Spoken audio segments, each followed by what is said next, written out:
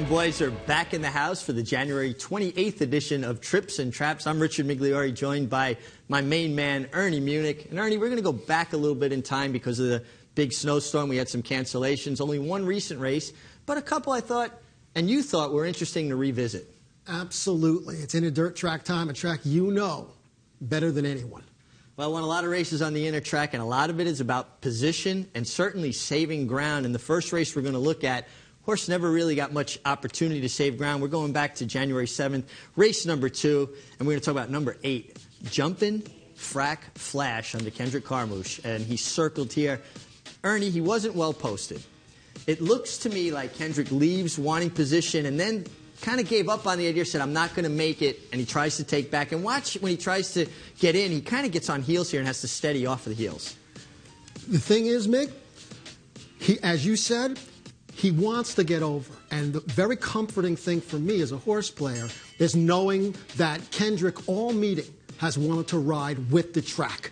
So I know I'm going to get an excellent, thoughtful, track bias, cognizant ride from Kendrick. But there was nothing to do, where to go. I agree with you. I think Kendrick has been riding terrific on the inner track. I think he got caught in an unfortunate circumstance here. Maybe if he had continued to be aggressive going into the turn, he might have been able to clear the 5, but that's all conjecture. The 5 had a lot of horse. And I think at one point, Ernie, he kind of backed up here looking to duck back in and save some ground because he already lost all that ground in the first turn.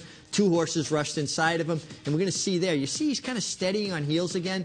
And I came away with the impression that this isn't an easy horse to ride. It looks like he wants to lug in a little bit. I'm still not sure who he is. Who is Jumping Frack Flash? He's had 4 trainers now in 17 starts. We know he doesn't like slop. We know he doesn't like turf. But there's some upside with this horse, and this might be a crafty pickup for drawing away stables. Yeah, it could be a very astute claim here. You can see he's wide here. The winner's in front of him. He did follow in the winner's path, and he just blows second late, which is unfortunate for anybody who wagered on him. I don't know that he's going to beat the winner either way. The winner was very good, but this is not the kind of trip that wins on the inner track. And when I talk about that lugging in, you can kind of see here, Kendrick's getting after him left-handed, and he's trying to lay in. He jumps back to his left lead here. I don't think this is an easy horse to ride. I think, though, if I had ridden this horse, Ernie, going to the first turn, I would have used Jumpin' Frack Flash's gas, gas, gas. What? Nice! Nice, and you would have gotten some satisfaction. Absolutely, and I might have been able to clear and maybe made it a little easier. Now, you see he's hung out here wide down the backstretch, and this is what we're going to talk about. I think he thinks about wanting to duck in here. Yes. 2 horses rush up inside, and then he kind of gets up on the heels of the winner again, and now he's going to have to steady pretty abruptly, lose some momentum there. And again, I think this speaks to this horse not fully cooperating with Kendrick. And also the pace of the race, Meg. I think maybe his positioning might have been a function of the moderate pace. If there had been a little bit more pace, maybe he could have dropped in, maybe not. But it's interesting that the winner, I don't think he's going to see again. I think the winner's off to better class, and now he gets to deal with these other horses, so he's in good shape. Yeah, I think he's in good shape, too. I would like to see this horse draw it closer to the inside. I think he's a horse that wants to run towards the inside because he does have that tendency to lug in a little bit, and I think there's a lot of upside. And we talk about pace in these 2-turn races on the inner track. When they go faster, spreads out the field, gives the rider more options. When they go slow, they stay grouped up. And sometimes you're just hung out there to dry. How is that feeling, Mig? When you're out there, you want to get over it, there's nothing you can do. It seemed like there was horse after horse there taking that slot next to him. It's got to be frustrating. Oh, it's very frustrating. But I think that's why when you start that forward movement into the first turn, maybe you got to continue it even though you're using your horse. I think it gives you a better opportunity. I think as good as Kendrick's been riding, that's one he may want back.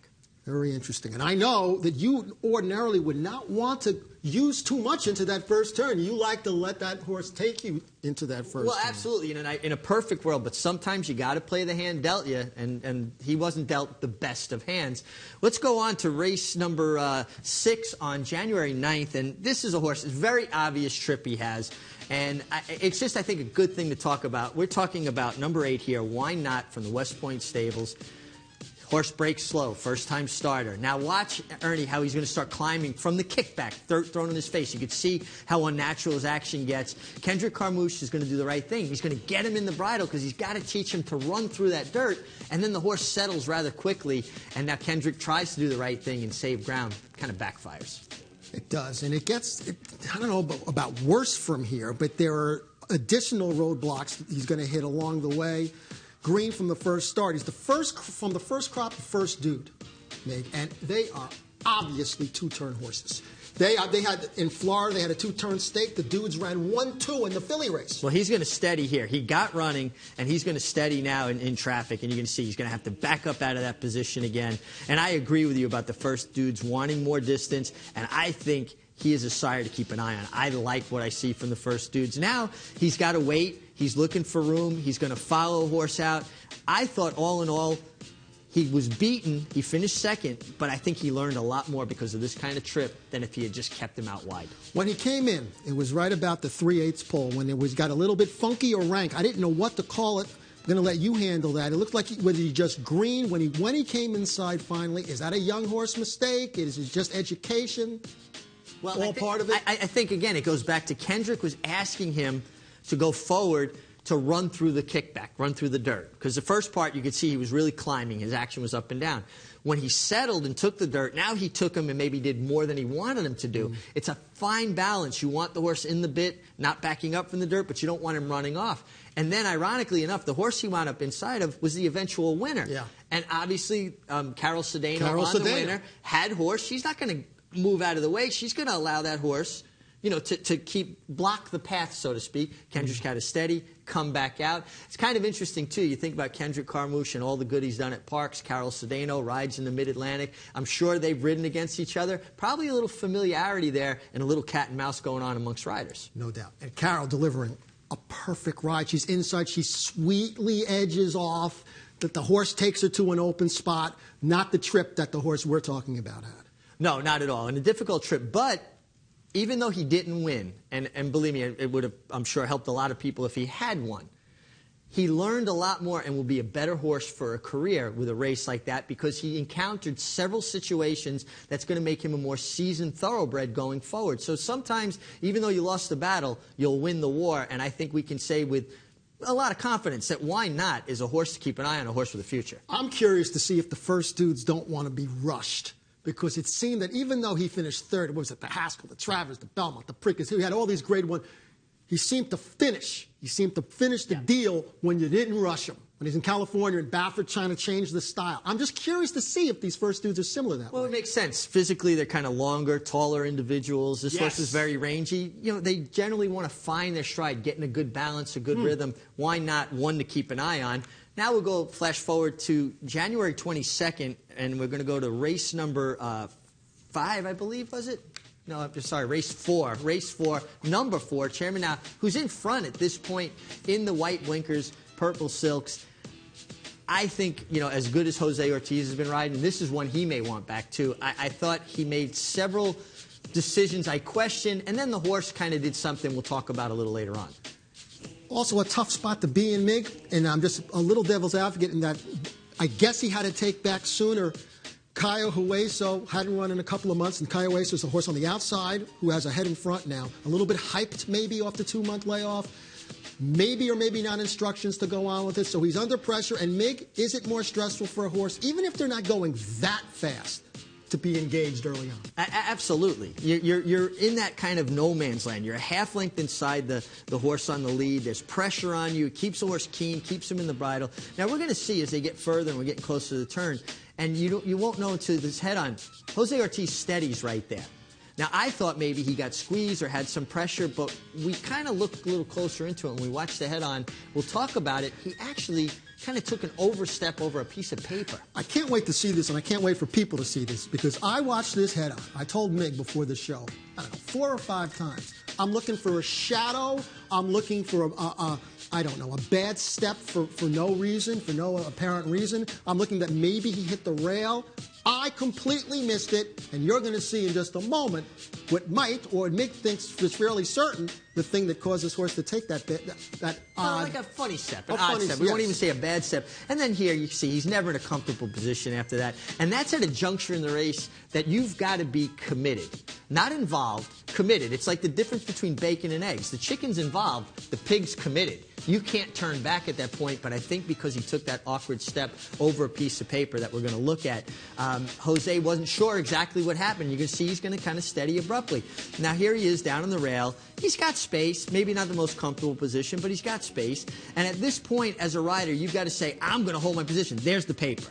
Now, you see that little white speck there is a piece of paper on the racetrack. Now, watch his front feet and how he's actually going to, with his right front foot, step a little more over. Did you see that? It's almost imperceptible. I'm looking. I'm telling you. I watched it 4 times, never saw the paper. I'm looking for, it's just something that wouldn't have crossed my mind. Well, and I really think, and you could see the way Jose reacted. He kind of looked down, looked back, like he wasn't quite sure what had happened. I'm not sure Jose saw the paper, but the horse saw the paper. And that leads you to maybe something to educate people with. Do you know why jockeys wear white pants? And this is an actual fact. Go ahead, man.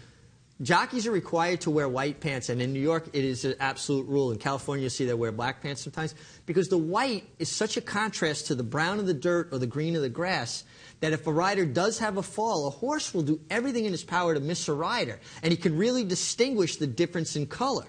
So the fact that he saw that little white piece of paper kind of underscores the fact how important it is for riders to wear white pants in case they do come off of one. Because I've seen horses turn themselves inside out to avoid stepping on a rider, but they have to be able to see him. So you don't want a color that blends in. Fascinating. Fascinating. I want to just bring up one more point about Jose. In the horse's previous race, he decided to get out of that spot. And he did come out of a pocket. He kind of forced himself in, so maybe it's a tough decision. The horse was ranked, but he forced him into a pocket, but then he came around and won. But I think what you just said is key. And when we talk about trips, and sometimes I think trips are brought up not just by circumstance, by lack of decision. He made a decision that day to get back and out. This time it kind of felt like he didn't really make a clear-cut decision. And if you don't make a decision, someone will make a decision for you. I don't think one of Jose Ortiz's best rides, a guy that's been riding terrific, but at the same time, I wonder how much that funny step over the piece of paper played into his psyche and how the rest of the race panned out. Very interesting. And because of what you said about making decisions, I will never criticize a jockey, even in those turf races, if he or she is aggressive into a slow pace. And afterwards, of course, the horse players are going to go, they're going to be vicious, and the venom is going to fly. Yeah, but the jockey knew what was going on. He took a chance. At least he did something. He was aware of what's going on. I could always forgive an aggressive mistake and not a passive move that kind of, when things are dictated, you don't be a victim. We'll have more trips and traps for you next week. Great to work with my man, Ernie Munick.